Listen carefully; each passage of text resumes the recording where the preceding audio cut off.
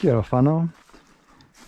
I'm going to take you on a tour today, a tour how we usually have done it when we still offered farm tours. So I'm coming in here now at the lower slope below the house,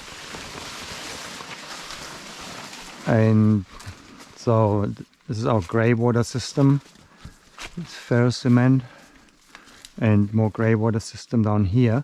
But I want to really point out for you today is, you see, we come here now into this quite, it's a very shady part. It's the bottom of a hill. There's a lot of shade just from the valley already, and then there's all this shade from cherry moyas, bananas. You can see above our emergent canopy is flame tree. In some places it's inga bean. Then we have native trees coming through. So there's mahoy and the cabbage tree. And there's a mountain pawpaw and a lot more bananas above here. There's some kava. And so you can see it's really dense. However, the citrus, being normally a high canopy crop, is defending itself here in low to medium with a yearly really good crop for no maintenance and reasonably good health of leaves. I mean, just as good as outside, if not actually better, even so we don't do anything about soot or anything like that. So it's a really strong crop. So the question always arises, how do you put citrus in? And I wouldn't advise you to do that. And it only worked here, of course, because we put the citrus in together with everything else. And then some things were faster, grew taller than citrus, and we left them to do their thing. Like the cherry moya is more of a cash crop to us than the mandarin. The mandarin is just usually for our own consumption anyway.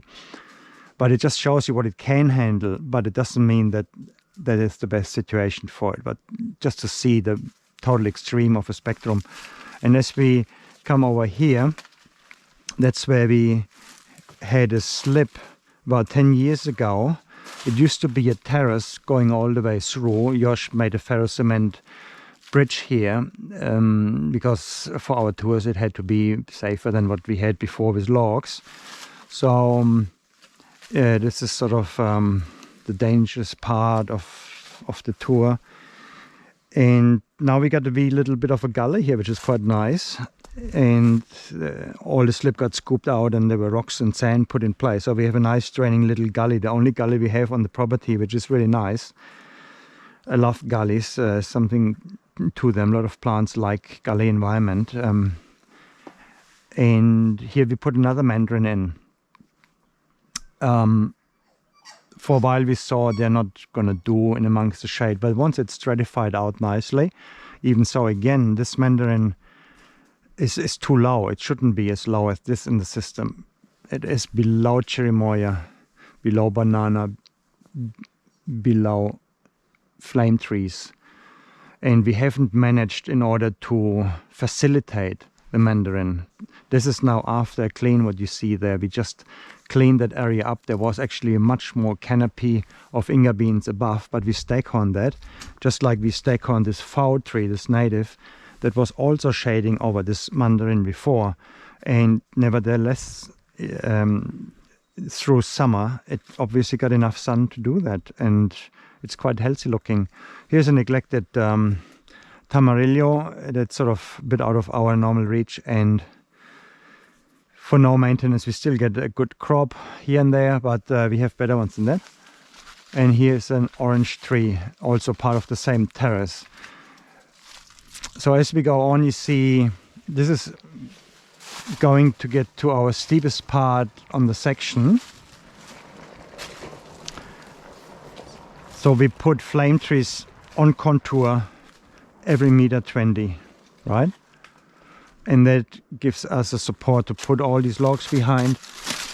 And we have always done in the rotovane, you keep putting them on and it gives you a barrier that stops all that litter from rushing down the hill. So we are creating natural terraces doing that. The worry with flame tree, of course, is always that all these branches will grow and make a big mess. I mean, you can see, of course, once in a while we have to clip one bag, but in general, because it is normally quite shady in here, not much of that happened.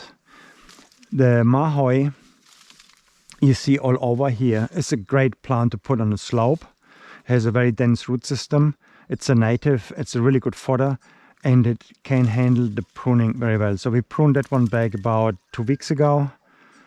So there's no regrowth yet, but it has a really strong winter growth. So this will power through winter now that we pruned the flame trees back. So you see these flame trees? Here's another citrus underneath flame trees, also doing really well. And here where it is even steeper, we carried on with contour lines of flame trees in order to make these terraces hold the hillside in place so it doesn't slip on our building down there. So we're talking about more than a 45-degree angle. I've shown that earlier on in videos where we worked in here.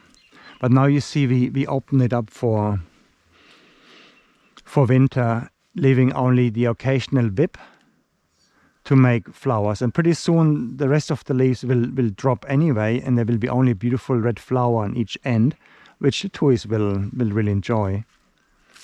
So this is just after a very strong clean 2 weeks ago. Now we stack on some of the flame trees, others we left a whip on it depending on how they were shaped, and it's the third terrace where we put bananas on. It is already not quite as steep as where I'm standing. I'm standing on the middle one of the 3. And those 2 terraces, all what we prune here pretty much is carried up onto the banana terrace to feed the bananas. So this is accumulation only, with the exception of a couple of cherry moyas. So in the future, when everything gets better here, then we have this crop. So there's one cherry moya here and there's some smaller ones around. But in general, this area here is a sacrificial vegetation that brings nutrients back up on the hill. And of course, the flame trees are our nitrogen factory here. No gas or coal needed for making nitrogen for us here. And then what's poking through is almost like a super emergent canopy. The same age as those flame trees is a Acacia falcata, incredibly dense wood. Even so, it grows just as fast as the eucalyptus would do, pretty much. So it's an amazing tree.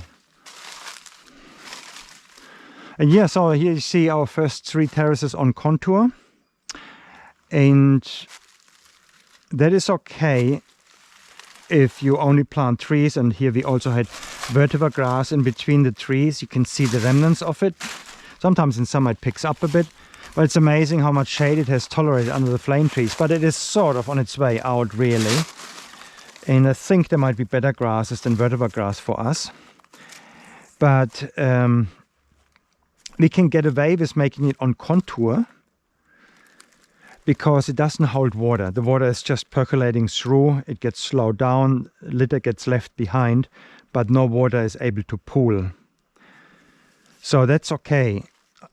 You don't want anything that holds too much water on a slope like that, not on clay, certainly not. So that was the reason why we had that slip that I pointed out earlier, where we have the bridge now, because there we actually made a swale close to the house. So this was a swale here, and it was on contour, and it's very much on the bottom of the hill. Yeah, so that and a history of being unstable already here led to having that slip appearing. So since then we dropped the idea of making fixed terraces on contour here, certainly not on the bottom end of a slope. So yeah, that was part of our normal tour. But what I really wanted to point out is that the mandarin is doing so well in all this shade. Yeah, so many questions we get: where can the citrus go? Yeah, so it can go quite low in the system, and it will survive, but I wouldn't do it commercially. And I finally can harvest those ones now that I filmed it. That's good. And I hope you enjoyed. And yeah, that was our first experiment with just GoPro filming. Let me know if you want more of similar style, just going around and looking what's happening at the moment and pointing out things that I would have done different in hindsight. So